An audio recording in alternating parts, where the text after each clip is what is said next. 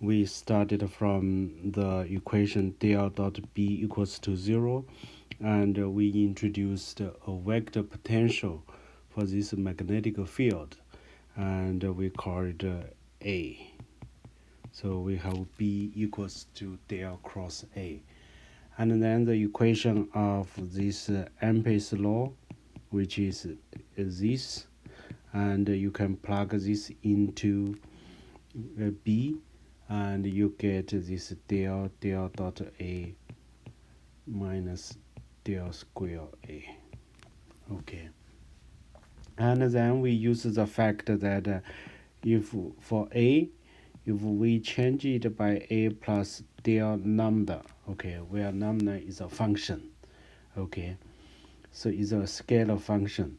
And then you will find that if you calculate del dot B, you calculate this del cross A plus del lambda, and you still get a del cross A, because we know that del cross the gradient of any function is always 0.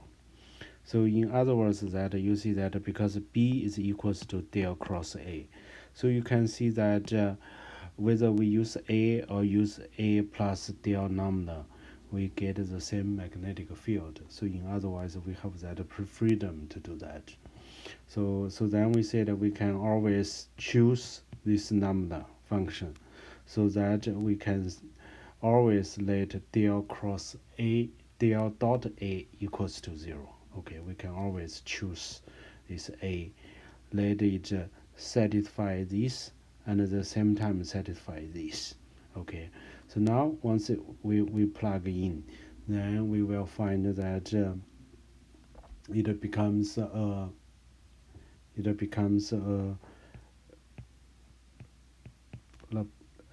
Poisson equation. Okay, so this becomes 0, it becomes minus mu 0 j. Okay, so this Gauss's so this Ampere's law, if we write it down uses this vector potential, it looks like this. So after we have this, we can use analogy to this minus rho divided by epsilon. We can figure out how this A looks like. Okay, so that is what we described at last lecture. So now I just wanted to show you one example how to calculate the vector potential. Okay, so this one assume that we have a spherical shell. Okay, so this is a shell that have a surface charge density that is sigma, and is currently doing rotation, okay, with angular velocity of omega. And now I want to figure out, let us say this is the distance r away from this point. Okay, so this is the radius is r. Okay, so now we wanted to figure out what is the A, the vector potential at this point. Okay, you may think that the way to do the problem is, we can define this along the z-axis. Okay, and then we do the calculations. But for this problem, it turns out it will be easier, when we do the integration. So it will be easier that we let z direction to be along the r direction. Okay, so in other words, that this is the distance r. Okay, we just rotate it. Okay, so now of course, that means the rotation direction omega, okay, will be an angle psi, let us say, away from the z-axis.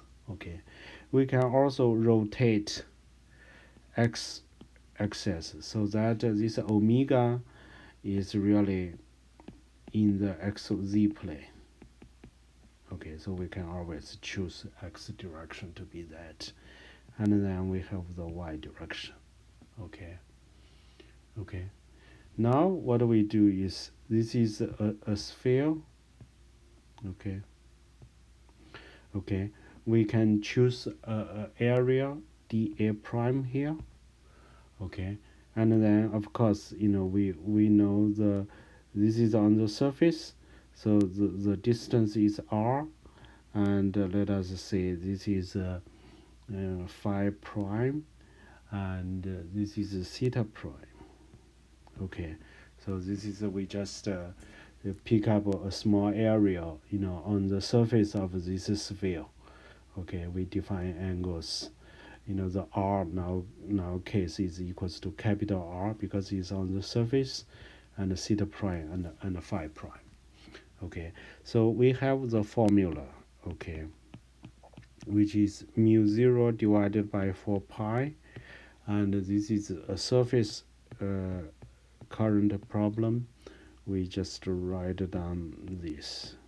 Okay, so this is what I showed at the end of last lecture. So now the distance, okay, the distance vector, okay, is a cursive r is really that direction, and you can see that the cursive r direction magnitude is really r square plus the small r square, okay, minus 2 capital R small r cosine theta prime, okay, is the angle between these two vectors. Okay, the area, okay, let's see the area dA prime. Of course, now we are calculating a small surface, a small area on the surface of the sphere. We know that along the theta direction change is really r d theta prime. Okay, and we know that for the phi is r sin theta d phi prime. Okay, look at the vector analysis. Okay, the area is calculated this way. So this is really r square sin theta d theta prime d phi prime. Okay, so we have we calculate this, we calculate this. Now we just need to figure out the surface current. The surface current, we know that is sigma times v, okay, velocity, okay, on that point. Okay, the velocity, if we are doing the rotation, is really omega cross r prime. Okay, so this one, you have to go back and look at 401, where we talk about the rotation, and the velocity for any of these positions should be omega cross r prime. Okay, so this one is really, if you write it down, x component, y component, and z component, because omega is on the xz plane.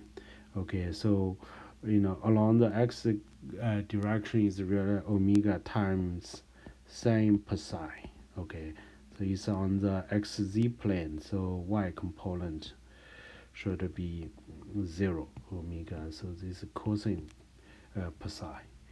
Okay, and then we need to figure out this r prime.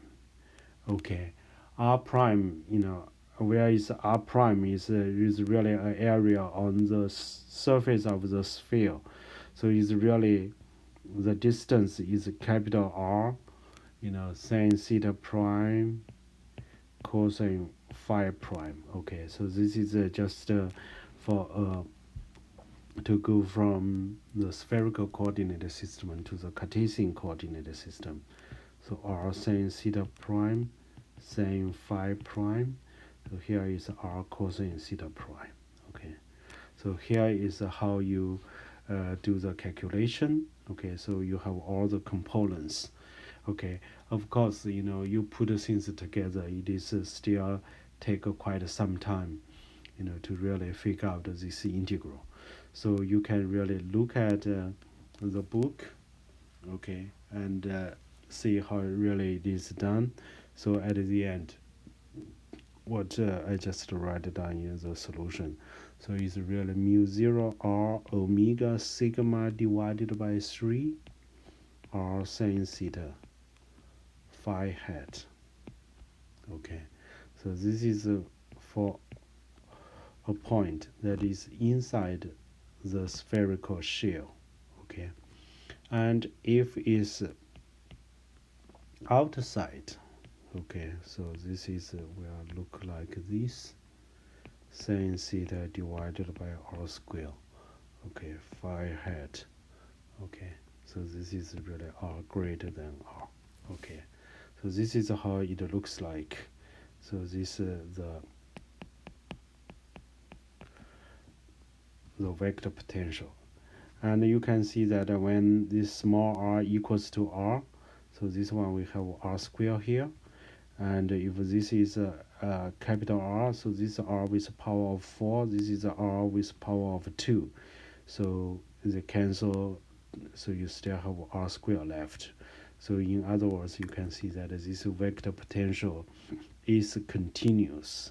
Okay, just above and below this spherical surface. Okay. And we can also see that inside, we can look at the magnetic field, how it looks like inside the shell, a spherical shell. We can just calculate B equals to del cross A. Okay, you just plug into the formula. It turns out that is really just equals to 2 divided by 3, mu 0 sigma sigma r times omega.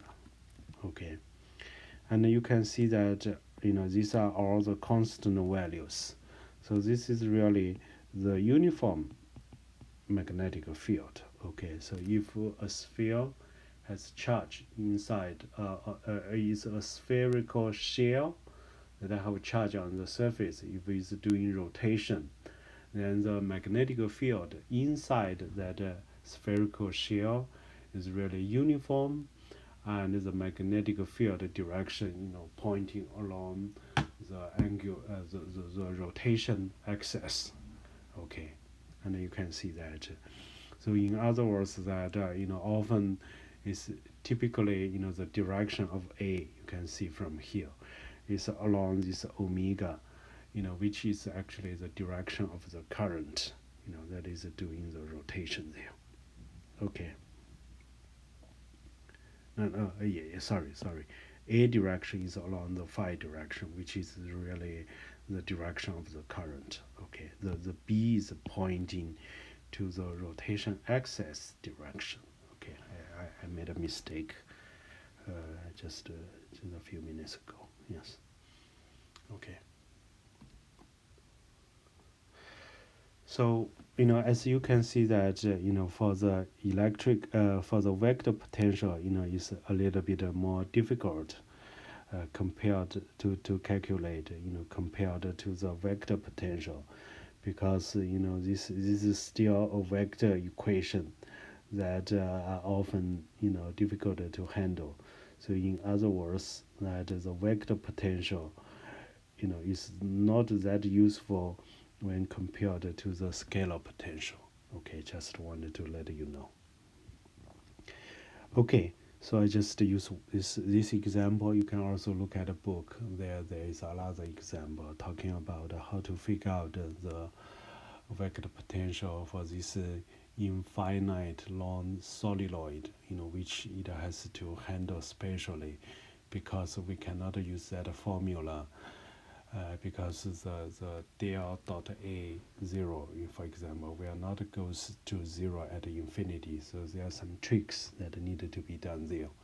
You can take a look at the book to understand what trick that I used there. Okay, so now I just wanted to quickly remind you that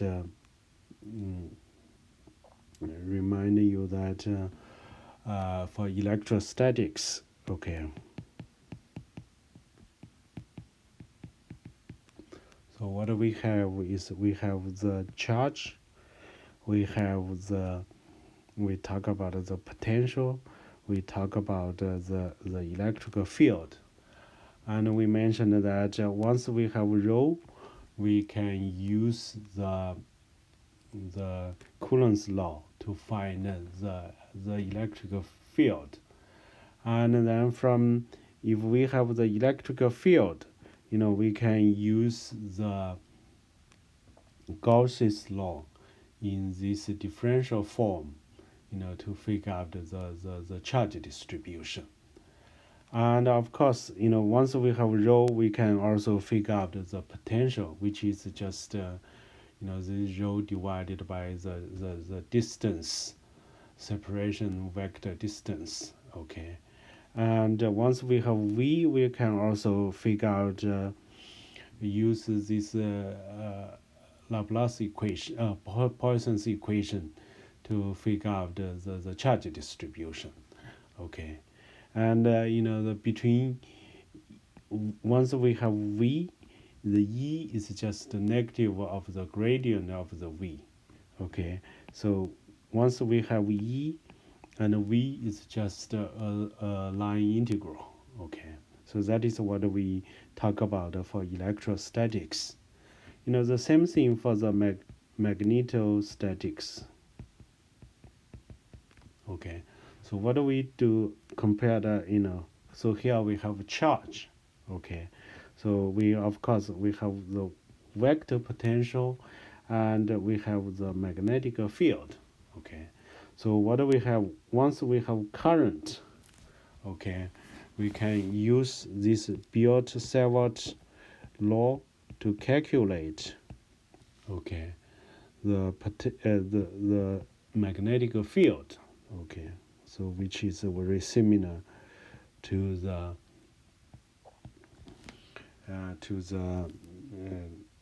Coulomb's law, that have this 1/r² dependence. Okay, so once we have B, we can also figure out the current, which is really just this Ampere's law. Okay, del dot B equals to 0. Okay, so once we have B, we can figure out the current. Okay, and of course the magnetic the magnetic field and the vector potential, we have this B is defined as del cross A. If we have A, we can find B. Okay, and we said we often said is del dot A equals to 0. Okay, we have the freedom to do that. Okay, and once we have so once we have B, it's hard to figure out what is A there. Okay, so let me see. Once we have B, so this one is a little bit harder to do, but in principle, this is the equations that are showing there. Okay, so here, once we have A, we also use this Poisson equation. We have minus mu 0 j there. Okay, we can solve that. If we have j, we can figure out this A is mu 0 divided by 4 pi, and this j dot d tau and divided by the distance between them. Okay, so you can see from here, there are very similar behaviors, between the current, the B field, and the vector potential. Okay, so this is a very important, it's basically, I would say that for electrostatics, and we are basically talking about all the equations that are shown in this picture. For the magnetostatics, we are also just talking about all the equations that are described here. Okay, similarly, like what we have for the electrostatics, we also need to consider the boundary conditions for the magnetostatics. Okay, so the way is also, we need to consider something like a surface that have the surface current. Okay, so that is, as we know that for the electrostatics, for that case, that the electric field is discontinuous, just above and below the surface. while the potential, the scalar potential is continuous. And the same thing, you will see from here that the magnetic field is also discontinuous, at a surface current, while the vector potential is continuous. Okay, so the way we do that, let us consider that here is there is some surface current K that goes through. Okay, so what do we first look at the direction. Okay, let us say perpendicular, that is perpendicular to the surface. Okay, so we have the magnetic field above and below. Okay, so this is called a parallel component. Okay, so no, this is perpendicular to this. Okay, so what do we have? What we can do is, we can define a small pillar box that straddle the surface. Okay, and because we have del dot b equals to 0. Okay, so that means if we if we calculate that means there are no magnetic charge, and if we do the surface integral, it should equals to 0. Okay, and we can make this width to be infinitesimally small. Okay, so then the surface contribution will be just the top and the bottom. Okay, so at the end is just this times the top area, okay, equals to the bottom area. Okay, so from here we really get that above is really to below. Okay, so you can see that this component is really continuous, okay, for perpendicular to the surface. Okay, so now let us consider the parallel component. Okay, so what do we do is we also just consider this surface again. So we have surface current. So what do we do is we define Amperian this loop. Okay, that is a kind of in this direction. So we are talking about the value that is the direction that is perpendicular to the surface. So we have above, we have the bottom, below, in parallel. Okay, so we can define a loop that are also just straddle, this surface, and we also can make this width infinitesimally small.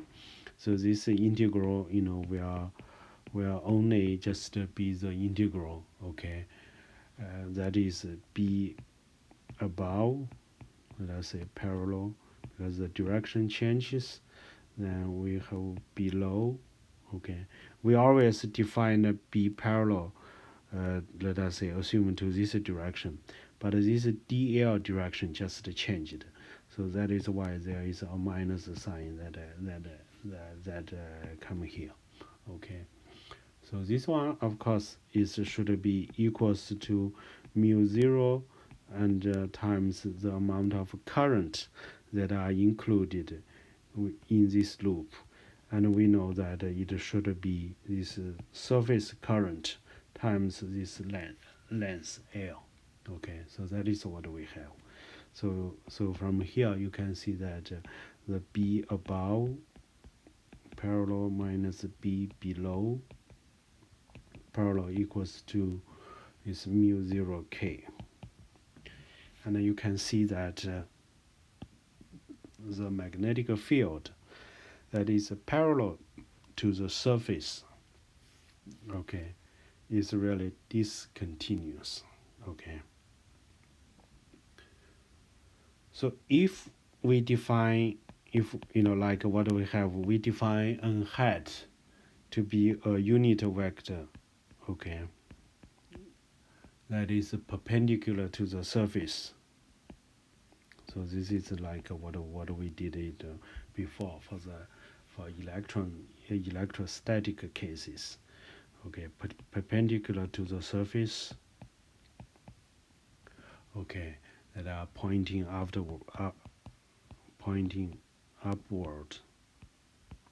Okay, so if we do that, we can really write down these two equations together, and we can really write it down as a vector equation, above minus below.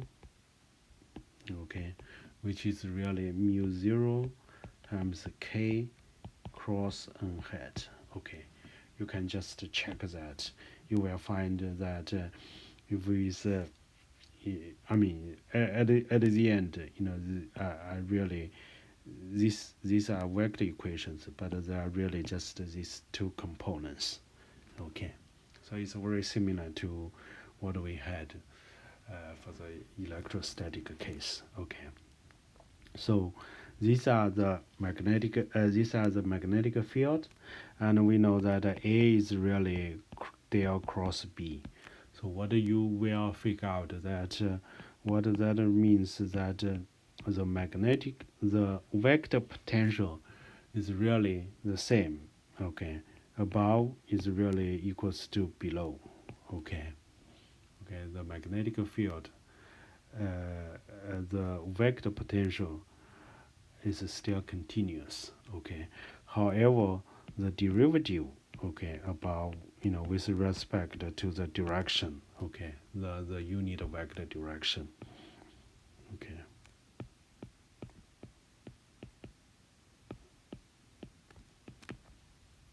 minus mu 0 k. Okay, which is really indicated that there are this the direction the magnetic field is discontinuous along the direction that is perpendicular to the surface. Okay, as I said, this is very similar to what we had before for the electrostatic case, that are near a surface. Okay. Okay, now I want to talk about the last topic for this magnetostatics. So this is also, kind of we studied it before. So this is really multipole expansion. Okay, of the vector potential.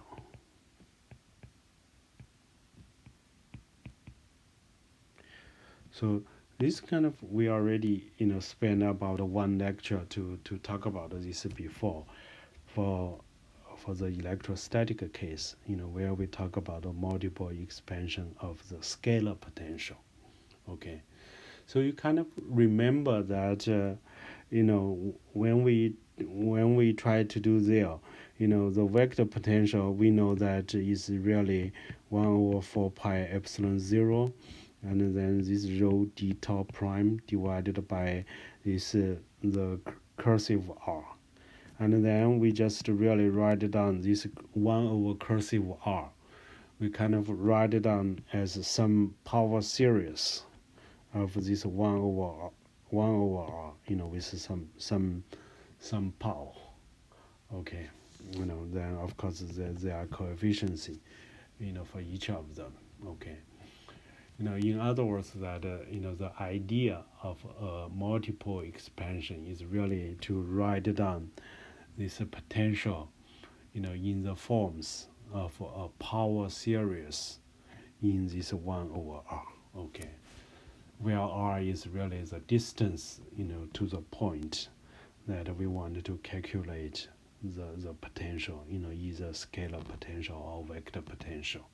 Okay, so so that if the distance r is big, maybe we only need to consider the first term. Okay, because the other terms will be 1 over r, will drop very quickly if r is big, so that we can do some simple approximation, for some calculations. So what we really write down is really this if you remember, so this one is really written as this. So this 1 over r, of course, is really the r square plus r prime square plus minus 2r r prime cosine alpha, where alpha is the angle. So it's basically this. Okay, let me write it down. So let us say here I consider here is the origin. Let us consider a current, okay, which is dl, a linear current, okay, a line current, okay, that is goes this way.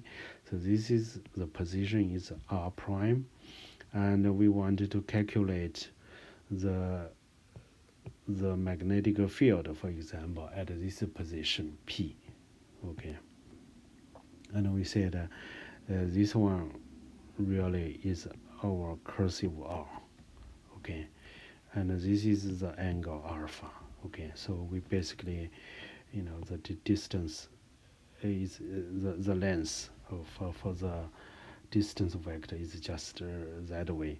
So that one we derived, look at what I derived for the electrostatic case.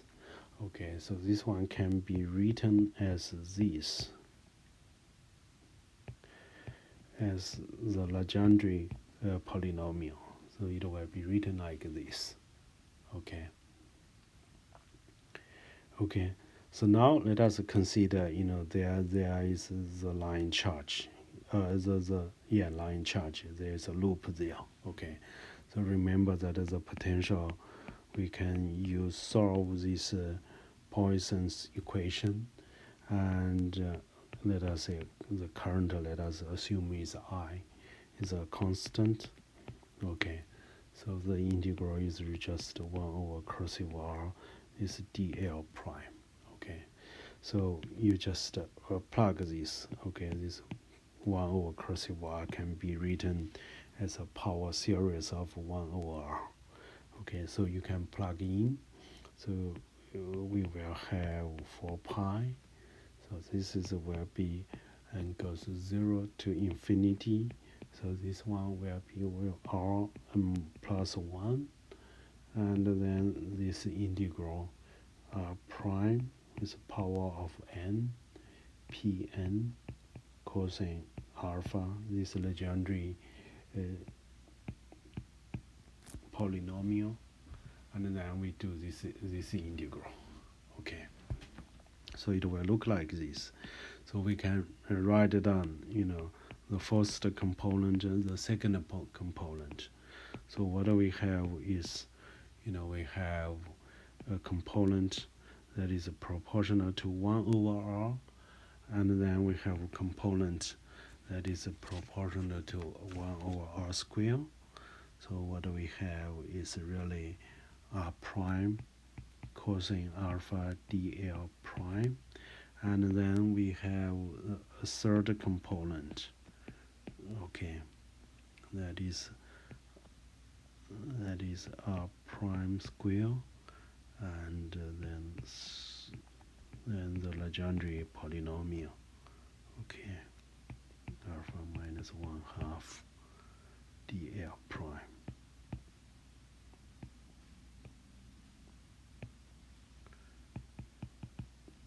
Okay, so something like this. Okay, so you can see that this one 1 over r is 1 over r square. This is 1 over r cube.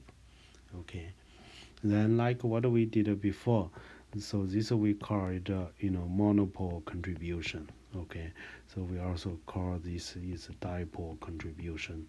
So this one we call it a quadrupole contribution. Okay, okay. And as you can see that, here we are really, like the case here, we are really integrate a loop. It's really a closed loop. Okay, so in other words that this one really integral is really 0. Okay, so in other words that the monopole contribution, you see that is really 0. Okay, the main reason is, of course, is there are no magnetic monopoles in nature. Okay, and you can see that if this is 0, then the most for many cases the dominant contribution will be from this dipole contribution. Okay, often the quadrupole and even higher order ones, their effects are small when R is big. So now let us write down this dipole contribution and take a look. So this is mu 0 I divided by 4 pi. Then this 1 over R squared there. Okay, R prime cosine alpha dl prime. Okay. So this one, if we can really write it down, because you can see what I write. So because alpha is really the angle between R and R prime. Okay, so we can really write down this as R hat dot R prime. Okay, dl prime. Okay, because if we have two vectors, dot product is just really cosine alpha, and I use the unit vector, so the magnitude will be 1 there. So now we have to use a formula, okay, that we often have from the vector analysis.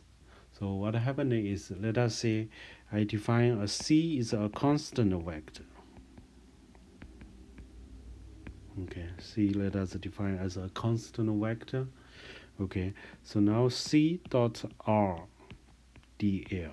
Okay, so this is a later I wanted to use this formula here. Okay, so this one, it says that this one becomes A times C. Okay, where A is just this surface dA. Okay, so this is what we call it the vector area. Okay, remember this is a vector, okay, of the surface. Okay, I mean, of course, if it's a flat surface, the direction is the same, so then the magnitude is just that area. Now, if it's a closed surface, for example, this one, of course, will give you 0, okay, because if you calculate all the vectors, you add up at the end, if it's a closed surface, it becomes 0, okay. So this is, you can prove it, okay, but it will look like that, okay. So that really means that, if I really write it down, A is really just dA, okay, so times C, okay, so it will look like this, okay. Now, once I have that vector equation, okay, I can just plug in. So what I just really needed to do is just I replace my equation C here.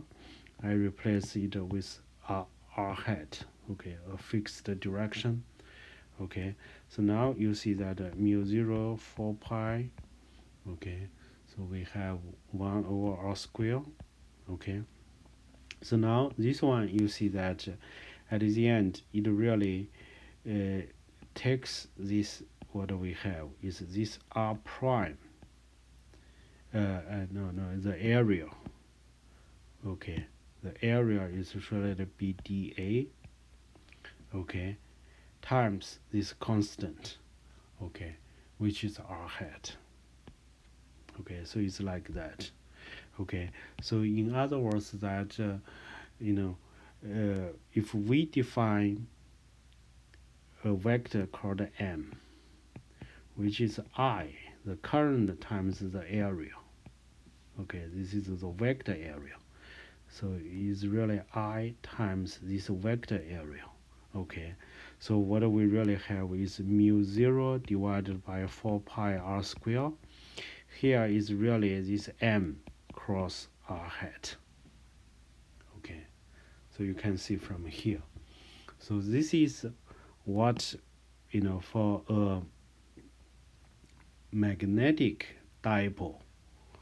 Okay, how to figure out is vector potential. Okay, so this M you can see here. If is let us say if is just a circular case, that it is pretty simple. It's really just the current times just the area for this case. Okay, it's just times the area, and the direction of course is for this case just a point up. Okay, so this M is called magnetic, just like what we had before, is called magnetic dipole moment. Okay, so you can see that this is very similar. Okay, like what we had for the electric case, where we define P as really as charge times the distance. Okay, we have positive, we have negative, and we have the direction. Okay, like here. Okay, and here we are really, this one is really the current times the area, in some. So yeah, I should use this A. Times the area. Okay, so it's very similar to the electric dipole moment. Okay, and also remember that for electric dipole moment, we said it also depends on the origin. Okay, often it's only when the total charge is zero, then the electric dipole moment is independent of the origin. However, you can see that for the magnetic dipole moment, it only depends on the vector area of the surface, and it is independent of the choice of the origin. Okay. Okay. So now, once we can really write down, this the dipole moment. Okay. Let us consider something called a pure dipole. Okay.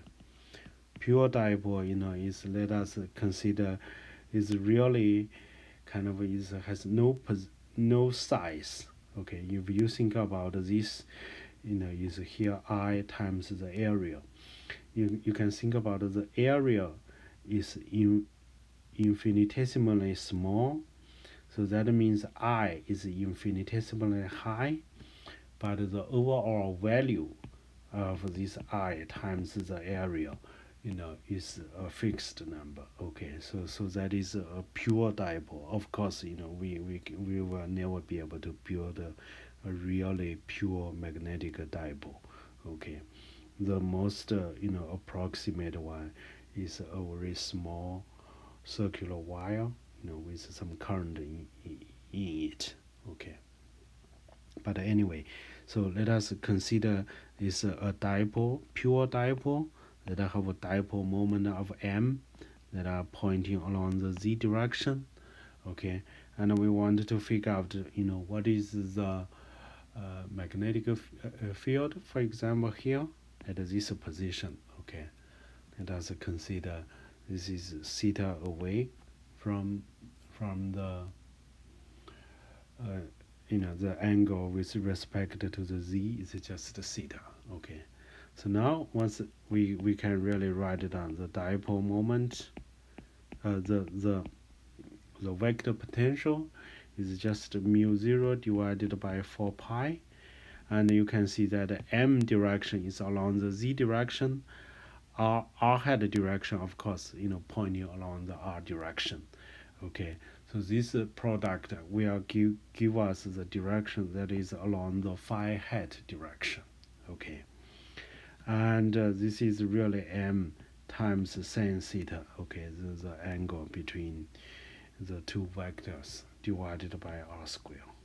Okay, that is how we figure out what is the vector potential for a pure dipole, magnetic dipole. Okay, once we have this, we can calculate the magnetic field. which is B cross A, and you will see that it is looks like mu 0 times m divided by 4 pi r cube, and then 2 cosine theta r hat plus sin theta theta hat. Okay, so this is how the magnetic field looks like this. So if you go back, look at the electric field for an electric dipole, and you will find that the electric field looks like is P, which is the dipole moment, divided by 4 pi epsilon r cube, and 2 cosine theta r hat plus sin theta theta hat. Okay, you can see that they are almost identical in structure. Okay, how the direction looks like this. The only thing is you replace mu 0 with 1 over epsilon 0, and you replace this electric magnetic dipole moment with this electric dipole moment. So you can see that they are very similar. A lot of things, as I said, they are in common. Okay, between electrostatic and magnetostatics.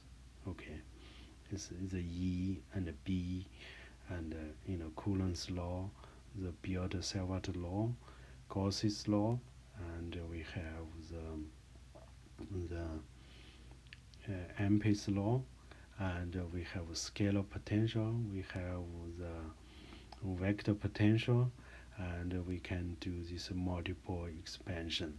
So since there are many things that are very common, and you can learn. When you study one case, think about